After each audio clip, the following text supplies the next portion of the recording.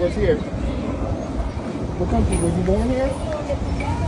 Was you born here, ma'am? What country were you born in?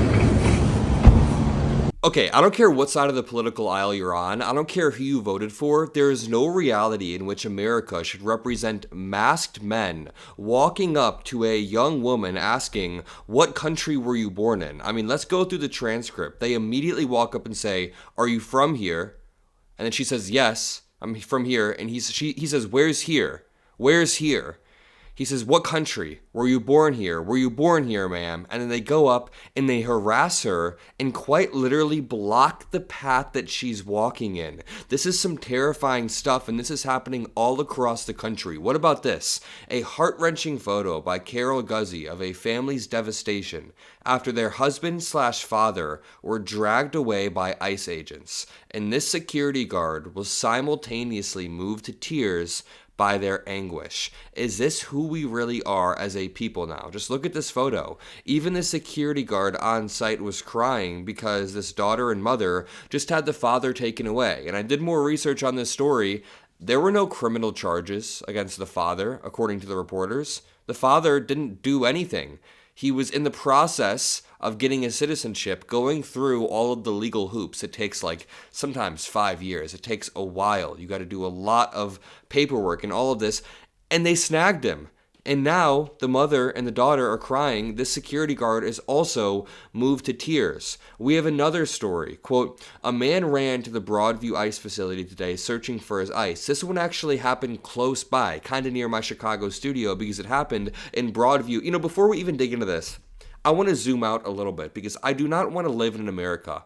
I'm obviously a young dude, and listen, everybody in America, no matter your age or your race or your gender, everybody has a vested interest in America being equal, being a good country where opportunity is allowed. But as a young dude, I don't want to see my country over the next few decades devolve into something where masked men, like in this video right here, masked men are walking around confronting people. This is some weird stuff. And there are many such cases. There are dozens of videos of masked men walking around, hopping out of cars, grabbing people, harassing people. When Donald Trump was on the campaign trail, he promised that he would do mass deportations. He promised he would deport every single person who is here illegally. But then he would also make the claim that he was only going to go after the criminals, only go after people who were committing violent crimes. So many people didn't understand what it would look like when ICE is funded to this extent. Like, watch this video.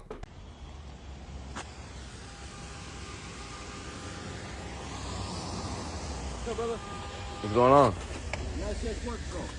What's up with you? Watch out, man. What's y'all on with me?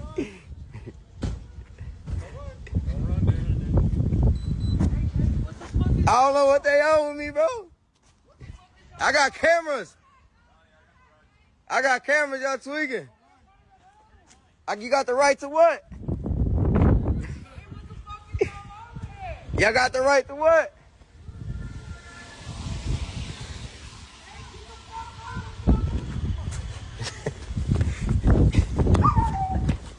I got cameras.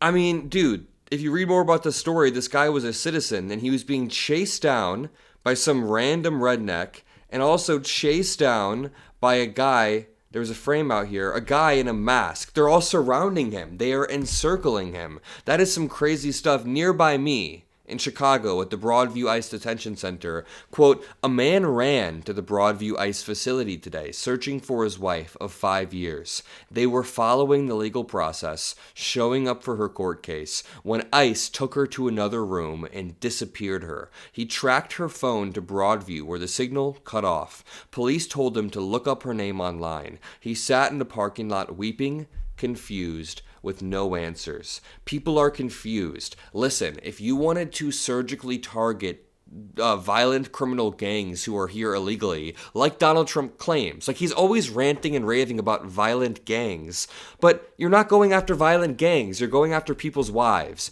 You're going after people's fathers. When you're going and showing up at a farm, those aren't gangs at farms. Those are farm workers. When you're showing up at a courthouse, those aren't gangs at the courthouse. Those are people following the proper processes. I think that the people watching this channel, all of us, would have way less of a problem if they were actually targeting gangs. So this is the problem.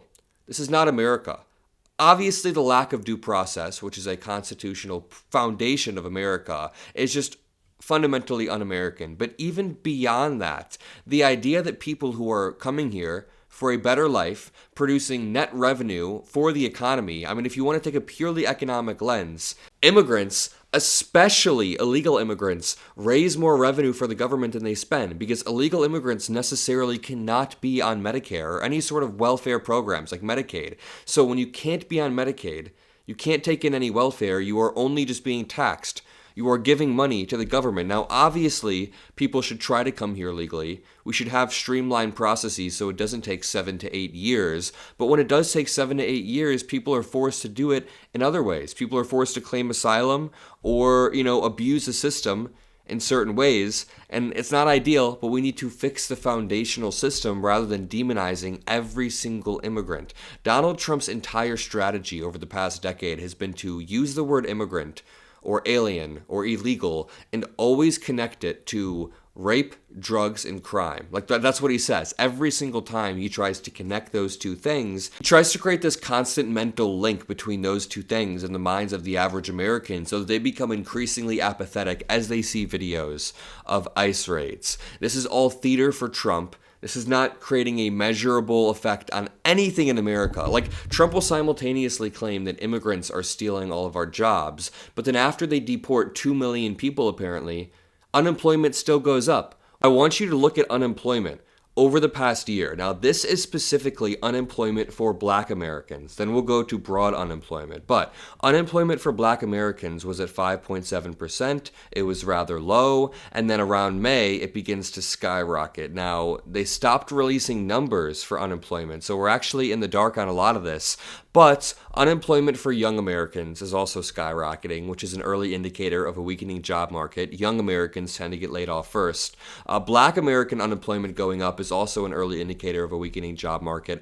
Overall, unemployment is just skyrocketing. It's going up. It is now up to 4.4% from a solid 4.1%. It is not a good overall trend. So just to bring it back, if deporting people en masse created more jobs, why is unemployment among American citizens going up? Why is unemployment among vulnerable youth populations going up? This is the battle that we're fighting. On a daily basis, we have Donald Trump, J.D. Vance, Stephen Miller, Elon Musk, even the Department of Homeland Security official Twitter account out there demonizing every single immigrant, but that is incongruent with the reality that most Americans face. Most Americans know immigrants, some legal, some illegal, in their daily lives that contribute to their communities. So when the Department of Homeland Security and Trump himself say that housing is caused by immigrants, every problem in America like schooling, healthcare, all caused by immigrants, they are trying to find a scapegoat. They are trying to distract. I'm going to leave it there. I love you all. I'll see you in the next video. Peace out.